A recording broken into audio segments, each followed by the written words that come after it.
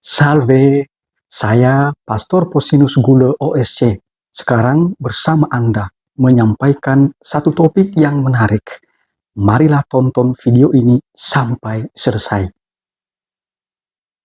Saudara-saudariku yang terkasih, pada tahun 2025 ini, kita umat Katolik memulai masa puasa dan pantang pada tanggal 5 Maret. Ada beberapa umat yang bertanya kepada saya tentang aturan puasa dan pantang yang perlu kita lakukan. Dalam kitab hukum kanonik atau hukum gereja Katolik, kanon 1252, yang diwajibkan berpuasa adalah semua orang yang sudah dewasa sampai usia ke-60 tahun awal. Yang disebut dewasa adalah orang yang genap berumur 18 tahun. Hal itu ditegaskan di dalam kitab hukum kanonik, kanon 97 paragraf pertama. Puasa artinya makan kenyang satu kali sehari dan bukan makan kenyang sekali setiap makan. Bukan. Tapi tidak berhenti hanya mengurangi makanan atau hanya berpantang. Tidak berhenti di situ saja. Uang yang kita simpan karena sudah mengurangi makanan dan minuman kita, kemudian bisa kita sumbangkan kepada orang miskin, orang-orang yang sangat membutuhkan. Maka selain berpuasa dan berpantang, perlu diikuti tindakan beramal. Jadi, kita disadarkan tidak hanya sekadar beriman, tetapi berbuat kasih, yakni beramal. Tidak sekadar mengikuti ritual, tetapi mesti terwujud dalam tindakan berbuat kasih kepada sesama. Sementara yang diwajibkan berpantang adalah semua yang sudah berumur 14 tahun ke atas. Hal itu ditegaskan dalam kitab hukum kanonik, kanon 1252, berarti dalam kanon yang sama dengan yang di atas tadi. Pantang yang dimaksud di sini adalah tiap keluarga, kelompok, atau perorangan memilih dan menentukan sendiri, misalnya pantang daging, pantang garam, pantang jajan, pantang rokok, pantang bermedia sosial, pantang main games, pantang begadang hingga larut malam, dan lain sebagainya. Silakan menentukan pantang apa yang Anda lakukan sebagai latihan rohani bagi Anda, supaya nanti Anda sungguh-sungguh memahami bagaimana perjuangan pertobatan itu. Karena goal dari pantang itu adalah pertobatan. Jadi olah rohani itu membantu kita untuk merenungkan kehidupan kita. Kitab hukum kanonik atau hukum gereja Katolik, kanon 1251 menegaskan bahwa puasa dan pantang makan daging yang wajib adalah pada hari Rabu Abu dan hari Jumat Agung. Kendati demikian, diharapkan umat beriman Katolik berpantang makan daging setiap Jumat selama masa Prapaskah. Bahkan setiap Jumat sepanjang tahun, kecuali hari Jumat yang merupakan hari raya. Saudara-saudari yang terkasih, dalam gereja Katolik, masa Prapaskah atau masa puasa dan pantang diawali pada hari Rabu Abu. Mengapa demikian? Hari Rabu Abu merupakan hari di dalam 50 hari sebelum perayaan Paskah atau pada minggu Paskah. Periode 50 hari itu dalam bahasa Latin disebut quinquagesima.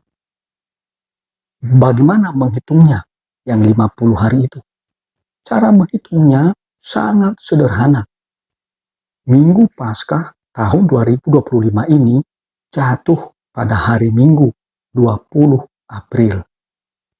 Hari Rabu dilaksanakan pada 5 Maret 2025. Berarti hari Minggu sebelum Rabu Abu jatuh pada 2 Maret 2025. Jika dihitung ya, dari 2 Maret hingga 20 April tepat 50 hari. Masa puasa berlangsung selama 40 hari, yakni sejak Rabu Abu hingga sebelum tanggal 20 April. Hari Minggu tidak dihitung, maka jumlahnya memang tepat 40 hari. Ini disebut quadragesima atau 40 hari sebelum Paskah. Nanti Anda silakan menghitung mulai dari tanggal 5 sampai tanggal 19. Tidak dihitung hari Minggu. Pas 40 hari. Hari Rabu itu sendiri dalam bahasa Latin disebut dies cinerum atau hari Abu.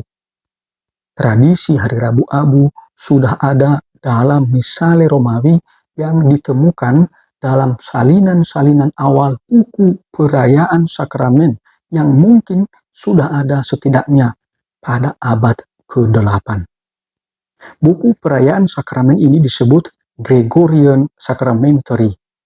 Pada hari Rabu itu, semua umat beriman menurut kebiasaan yang sangat tua datang ke depan altar sebelum dimulainya misa, dan di sana imam dengan mencelupkan ibu jarinya ke dalam abu yang telah diberkati sebelumnya menandai dahi atau menandai bagian kepala tonsura khusus bagi para imam biarawan yang memiliki tonsura di kepala.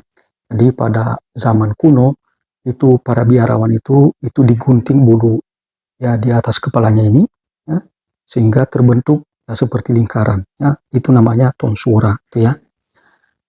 Imam menandai dahi umat atau tonsura para imam dengan tanda salib sambil mengucapkan kata-kata, "Kamu adalah debu dan akan kembali menjadi debu."